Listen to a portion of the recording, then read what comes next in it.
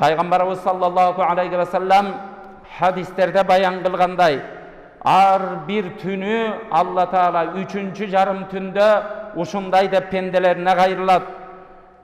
Пенделеримдин арасында тооба кылуучулары барбы? Мен тообаларын кабыл кылайын.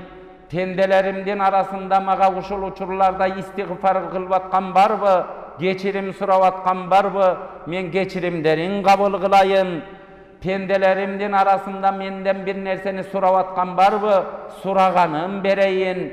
Пенделеримдин арасында бир нерсеге муктаж болуп, ошо муктаждыгын чечип бар деп алакан көтөрүп ушу суранып отурган барбы? Мен муктаждыгын чечип берейин деп Алла Таала кайрылат деген. Урматтуу бир тууган, эгер Аллахка болгон ишеничибиз болуп аткан болсо, бардык нерсени иманыбыз, бүт нерсени кыбыр эткен нерсени да Алла берет деген болсок, келиңиздер бир туугандар, эч ким көрбөгөн учурларда түндүн 3-чү жарымында сени эч ким көрбөйт.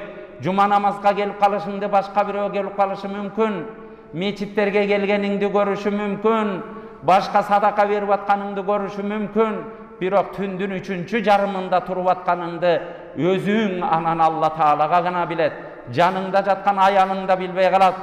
Жаныңда жатып аткан балдарың да билбейт. Бул учурларда ким туралат дегенде, бул учурларда ыйманы күчтүүлөр туралат. Чыныгы бардык нерсе Алладан болот.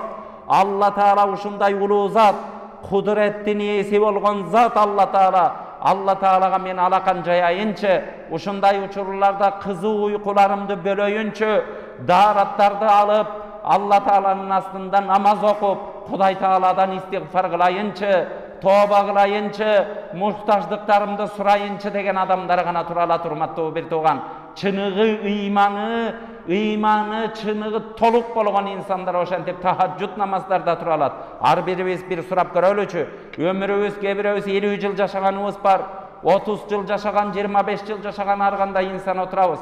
Ушунча жылдан бери мен динди билемин, тахажжуд деген намаздарды имамдардан, алымдардан угуп жүрөмүн, китептерден окуп атамын. Ушун нерсени мен жашоомдо бир кылып көрдүмбү деп өзүбүздөн сурап көрөлүчү.